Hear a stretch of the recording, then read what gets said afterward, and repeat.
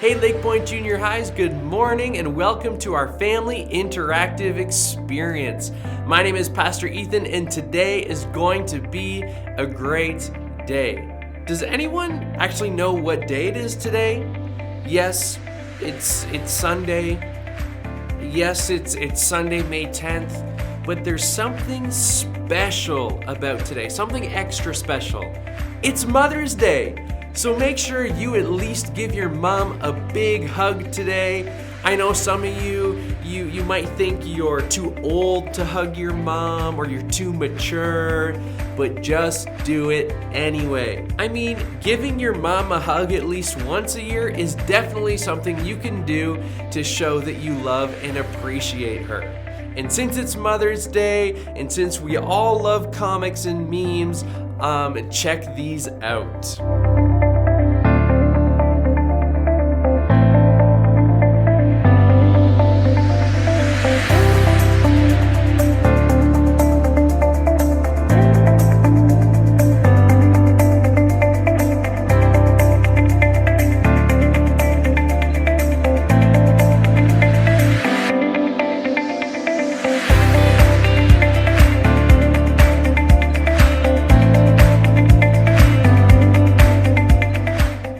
I hope you and your family have a great Mother's Day today.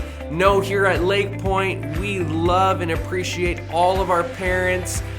Those of you who are watching and participating with your junior high this morning, you guys are the real heroes. We love that you're taking the lead role in your junior high's faith development this morning.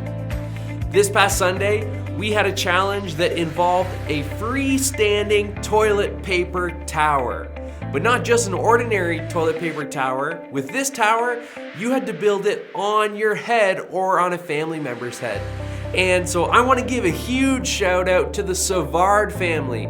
You guys built a 10 toilet paper roll tower on Callum's forehead. So very impressed. You may not know this, but I think the Savards have a few engineers in their family. I love that you guys have been posting our weekly challenge videos in our Facebook group. In fact, at the end of this video, I'm going to showcase a few of my favorite videos that you guys have shared with us. So make sure you watch right until the end because your video could be one that's being showcased. I mean, not only do you have the chance to win a $20 gift card when you post your challenge video, but now you have a chance for it to be featured as well. I mean, what more could you ever want in life? Okay, junior high students, parents, buckle up because we're about to dive into our interactive experience in 3, 2, 1.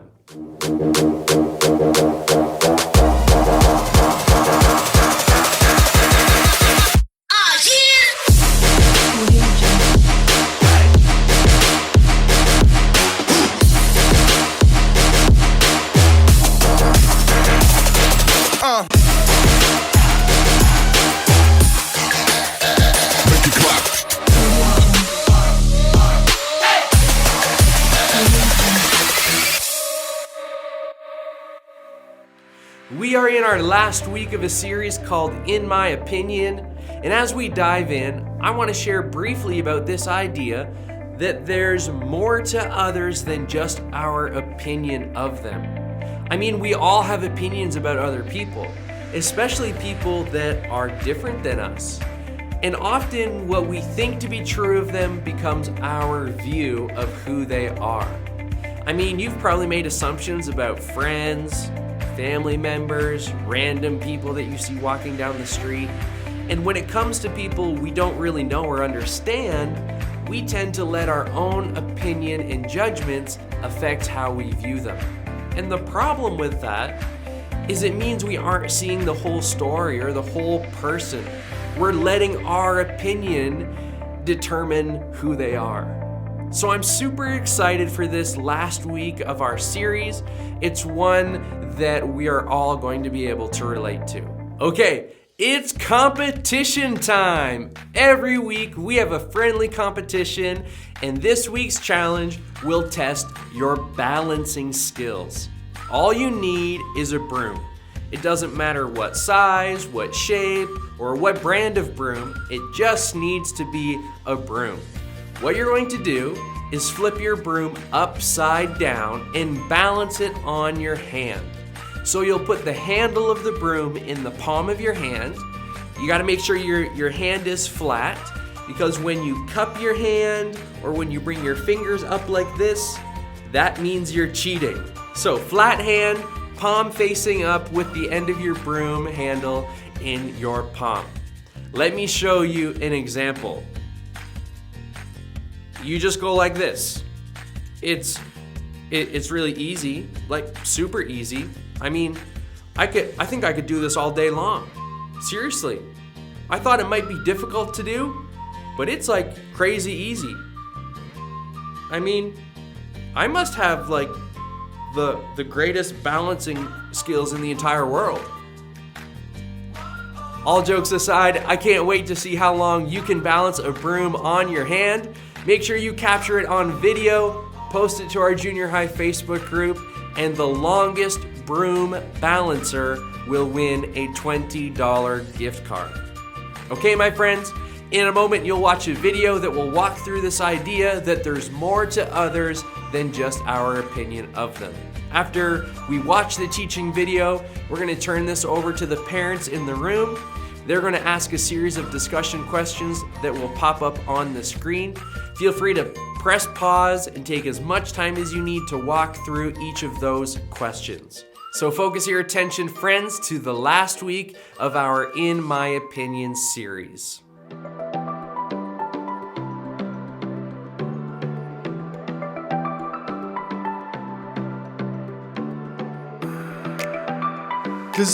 Does your school have cliques? You know, those groups of people who they just bond together based on things they have in common? I mean, at my school there was the band clique, you know, or the sports clique, or like three-pointer, or the smart kids, me, duh, or even the church kids, me, again. I mean, I think I was like all those kids at one point or another. See, while you might get along well and have a ton in common with the people in your clique, you might have a lot of strong opinions about the people in other cliques, the ones who are maybe a little different from you. So in middle school, I had my group of friends, there were whatever, there were a bunch of groups of friends, basically whoever you sat with at the lunch table, right? You know what I'm talking about. So there's this one kid, we'll call him Joe. Now Joe, he was not a part of my clique. We didn't really hang out that much. When Joe and I did hang out, it wasn't really the best of times. See, Joe wasn't really nice, like, at all. So anytime I would run into Joe, do you think he was handing out candy bars?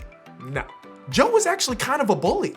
And not only to me, but a couple kids in our grade. And every time I ran into him, I thought, this kid is just a big meanie. Man, he's just the worst. How could anybody ever want to hang out with him? This kid was just never fun to be around. He was never nice to anyone. I mean, this guy was just kind of mean. He was rude, impolite, young gentleman.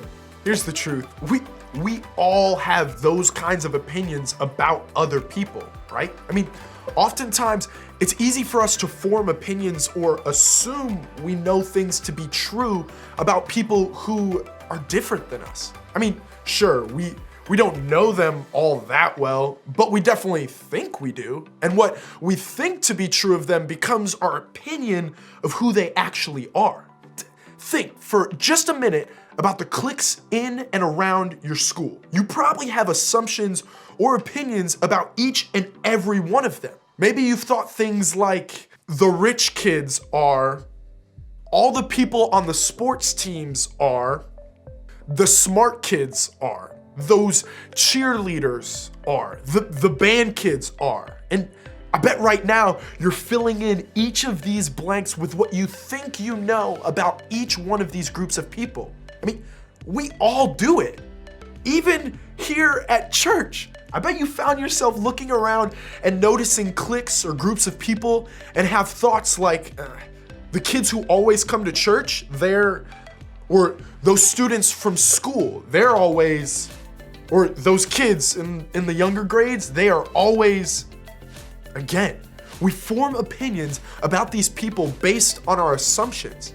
And just like that, our opinions become facts. And what's really tricky is that those opinions or assumptions come from all kinds of places. Maybe you think something about a certain group of people because of a past experience you had. Maybe they bullied you, or hurt you, or embarrassed you, or just weren't all that kind. Maybe you saw them act a certain way or do a certain thing, but whatever it was, that experience shaped your opinion.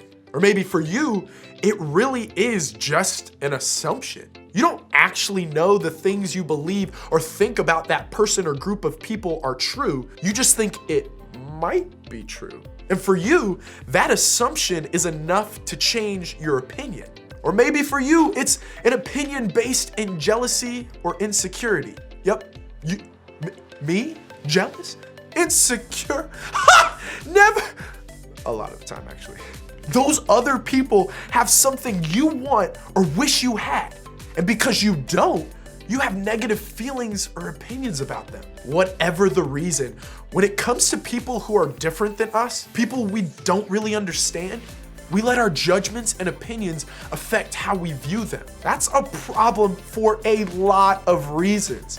I mean, for starters, our judgments aren't usually nice and kind thoughts. We aren't typically describing people we don't really know with words like awesome or so cool, or they're just so fun to be around. Not only does that mean we're judging or seeing them negatively, but it also means we probably aren't going to give them a chance in the future. I mean, we've already made up our minds, right? We don't need to get to know them or learn anything else about them because in our minds, we already know who they are. But here's what I think we're missing. When we base our view of someone else on one experience or one opinion or one assumption, we aren't seeing the whole story. We aren't seeing the whole person. Okay, so there's a story in the Bible that I think can help us change the way we see other people. It's found in the book of John, which was written by one of Jesus's closest friends and followers named John. Duh. John was one of 12 men who walked closest with Jesus and learned from him during his ministry on earth. John wrote down what he actually saw, heard, and experienced as a follower of Jesus. And that's what we have to look at today. When we pick up our story, Jesus was teaching to a group of people when several religious leaders interrupted him with a question. "Teacher," they said to Jesus, "this woman was caught in the act of adultery. The law of Moses says to stone her. What do you say?" So basically, these religious leaders came to Jesus with a question about a woman who was caught sleeping with someone who wasn't her husband. That's so awkward. And the religious leaders, they knew the rules.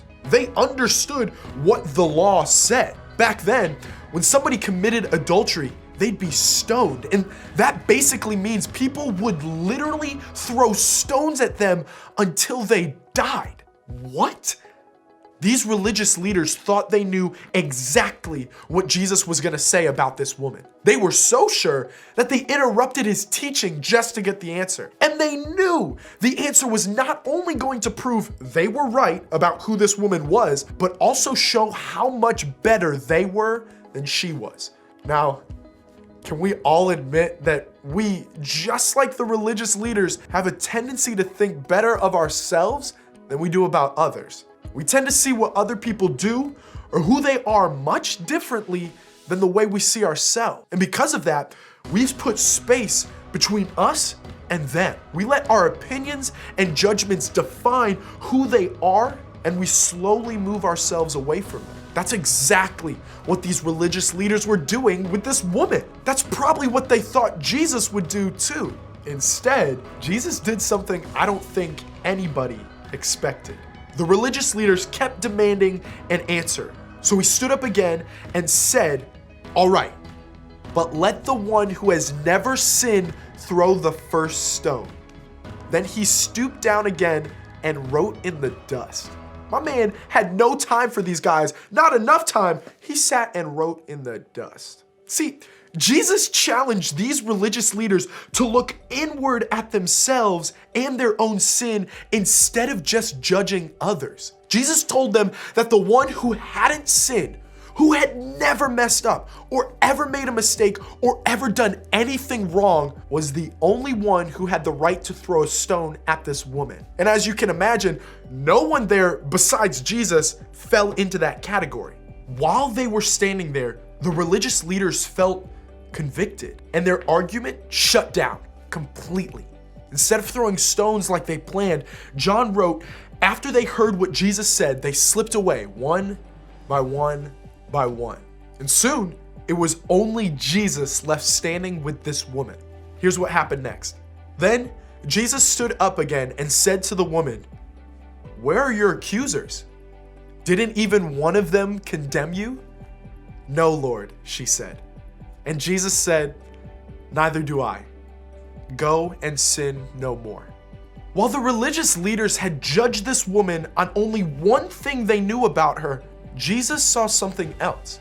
Jesus saw this woman as so much more than one bad decision. She was so much more than one opinion or one judgment or one experience. Jesus knew the whole story, and he loved her no matter what.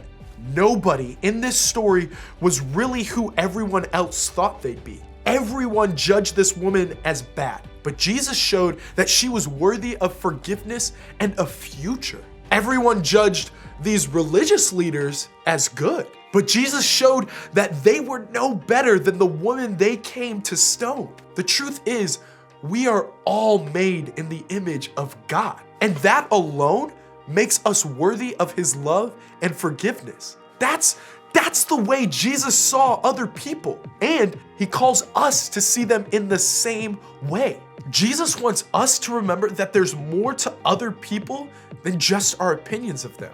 Kind of like my friend Joe we talked about earlier, who was kind of mean to me. You see, later in the school year, another kid was picking on me, and out of nowhere, Joe came up and stood in between the two of us and defended me. He told the other kid to walk away and leave me alone. But I thought Joe was just mean, but maybe he's not always like that. Maybe my one experience with him isn't who he actually is. You see, reducing someone to just one judgment or opinion causes you to miss so much. I mean, those band kids at your school, maybe they're really funny, but you have no idea because you've judged them as boring. Those cheerleaders in the lunchroom might be the nicest people in your grade, but you just assume they're mean, and that's become who they are in your eyes.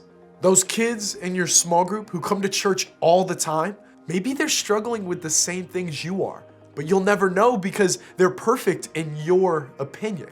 You might be missing out on so much about someone by simply letting your opinions and judgments define them. So my challenge to you is to remember this: there's more to others than just our opinions of them. To help you remember, I want you to try one of these two things this week. First, worry about yourself. Yeah, I'm calling you out.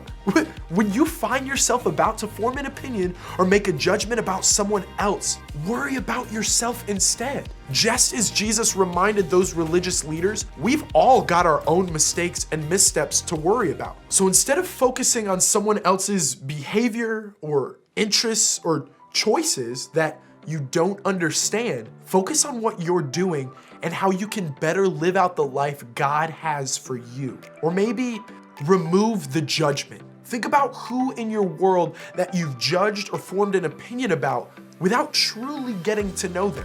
What if instead of judging them with what you think you know about them, you let the facts define them? What if you only focus on what you know to be true about them? Now, while you may not know much about the other person or group of people right away, you do know this for sure: they are children of God, made in his image and deserving of his love. Just start there. Then, instead of making assumptions, think of them with compassion, love, and kindness and grace, just like Jesus did. Remember, there's more to others than just our opinions of them. As you head out today, ask yourself this question: what's one way I form opinions about people who are different than me?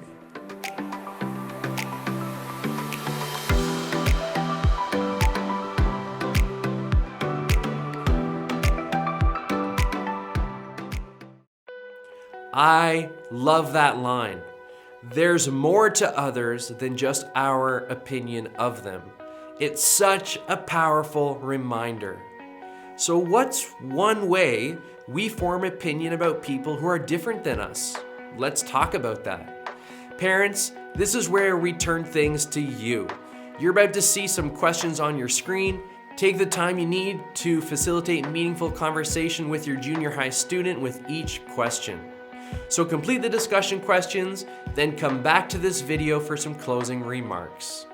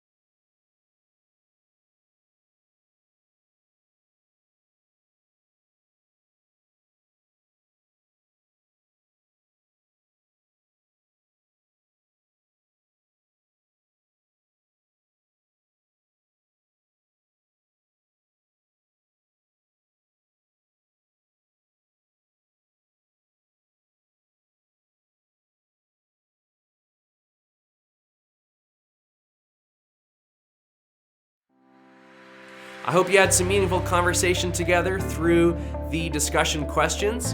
Now, before we end today's interactive, I told you that I would showcase some of your photos and videos from previous weeks. So here are a few of my favorite that you've posted on our LakePont Jr High Facebook group.